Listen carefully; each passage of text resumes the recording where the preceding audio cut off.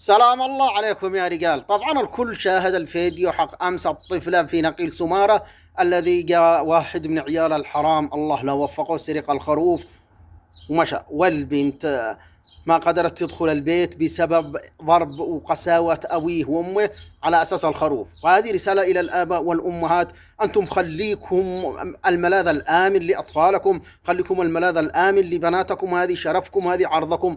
الله لا يعطيكم العافية. معقول أن احنا أصل العرب يا جماعة؟ ليش قست قلوب اليمنيين للدرجة هذه؟ عليكم لعنة الله. ليش قست قلوب الأب والأم للدرجة هذه؟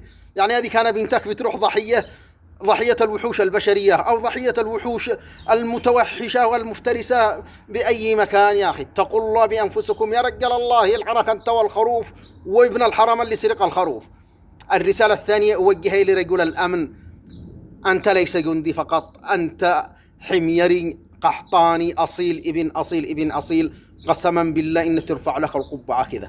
هذا الرجل النجدة ورجل المرور ورجل الدولة، هذا الشهم الذي حل مشكلة وحافظ على البنت من كانت تروح ضحية الوحوش البشرية أو الوحوش المفترسة في نقيل سمارة. تحياتي وأشواقي إليك، والمفروض إن هذا رجل الدولة الجندي هذا إنه يدرس في كل المناهج. هذا هو يعتبر درس لكل الناس، كيف يتعلموا كيف حب الوطن وكيف يحافظوا على أبناء الوطن. والله العظيم إنك ضربت مثل أروع مثل، وإنك شامخ كشموخ جبل سمارة وجبل عيبان وردفان. تحياتي وأشواقي إليك.